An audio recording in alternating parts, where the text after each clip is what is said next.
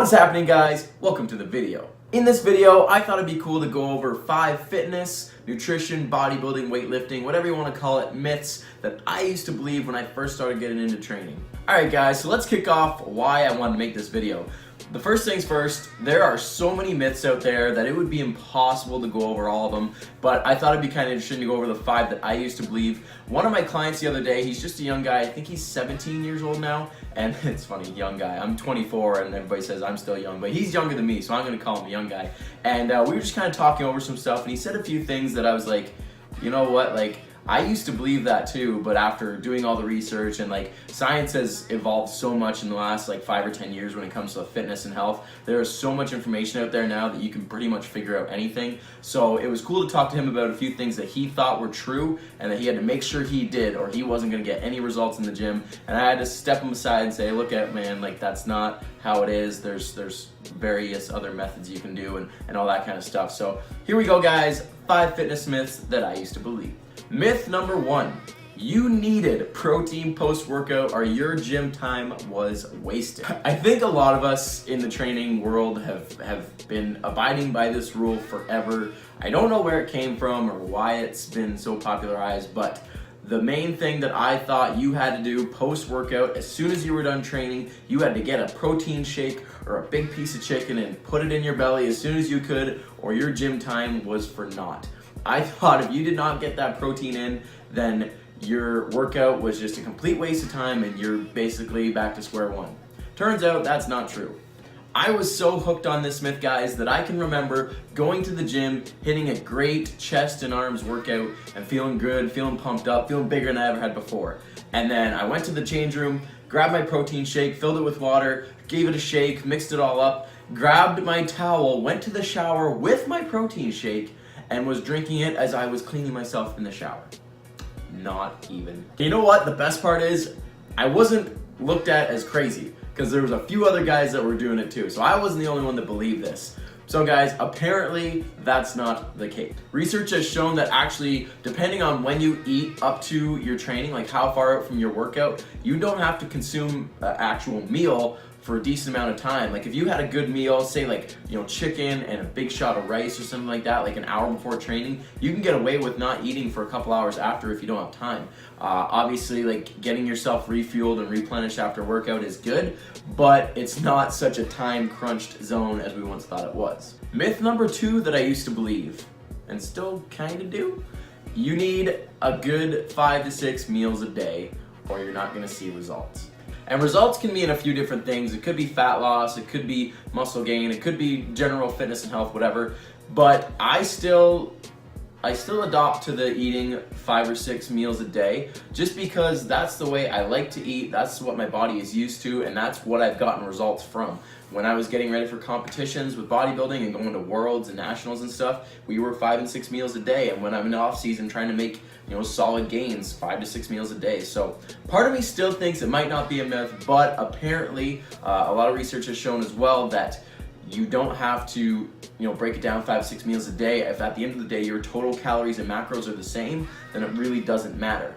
Some people have work and life constraints and they can't sit down and have 5 or 6 meals a day, and apparently that's totally fine. If you have, you know, only 3 or 4 meals a day, or even if some people do fasting and have just 2 big meals, apparently calories in, calories out, protein, carbs, and fat breakdown, if it's all the same, the results are still gonna come. And I'm sure that there's different things you can optimize. Like for myself, I know that I like my carbs before my workout because it affects my training if I don't have usually like 2 meals, one with like a good shot of protein. Like so in the mornings, for example, I train around 11 o'clock most days. So I'll have my breakfast, which is protein and fat, and then meal 2 is usually with some rice or potato and then chicken or beef or something. If I don't have that second meal with that carbs in there, I know it affects me. And even if I had a second meal and it was something smaller, I notice I still have some fuel. So my body likes, but again, I don't know, maybe that's just calories. Maybe if I had just one big meal in the morning, I might be okay.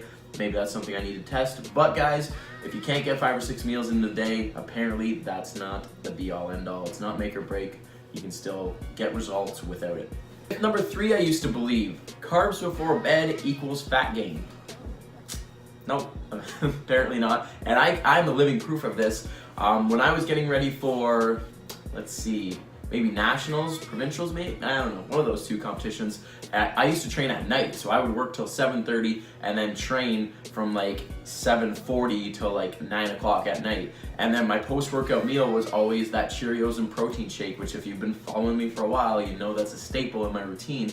And I would have that before bed, and that's like 60, 70 grams of carbs, and I got shredded doing that. So carbs before bed is not equivalent to losing or gaining fat. Again, it seems to be total calories is kind of the be all end all. So if you're in your zone, whether it's a maintenance or a deficit or a surplus, your body's going to respond accordingly. So think about that, guys, when you're trying to mess around with your nutrition. Carbs before bed, not necessarily a bad thing, but I've had experience with clients who have been able to pull back carbs in the evening.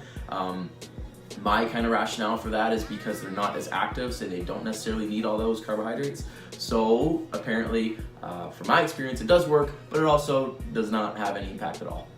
Myth number 4, and this I really used to believe, and I think every up-and-coming gym rat, gym goer, meatball, whatever, meathead, whatever you want to call us, believed, and that's that supplements are a necessity to getting results. Now don't get me wrong, I like supplements, I use supplements, I tell people to take supplements when they need them, but if you cannot, whether it's you can't afford them, or they don't work with your body, they don't sit well, or whatever, don't think that that's going to deter you from getting results if you can't take supplements. If you can't take protein powder, doesn't mean you're not going to build muscle. If you can't take fat burners, doesn't mean you're not going to lose fat. There are so many other ways of doing things, guys, with nutrition and diet. Nutrition and training. Supplements are like the bottom of the pyramid. Eric Helms has this cool little like pyramid of hierarchy thing, and supplements and stuff are at the bottom, if I remember correctly. Nutrition and diet are nutrition. I keep saying that. Nutrition and training are at the top. Supplements are like a last resort if you got the money. You don't need them, right? I have a few that I take on a regular basis. If you've seen me prep and seen my days of eating and all that stuff. I like protein powder. I take it on a regular basis. I take Blue Star Nutraceuticals Iso Smooth. Tastes great and mixes well and all that kind of stuff. And I take it because it's easy. It's easy to get that smoothie in the morning, or if I'm crunched between clients and I just need a protein shake really quick, it's easy. It's quick for me. But if I didn't have it, would that mean I don't get results? No. I also am a big fan of like omega-3s and a multivitamin stuff just for health benefits and all that kind of stuff.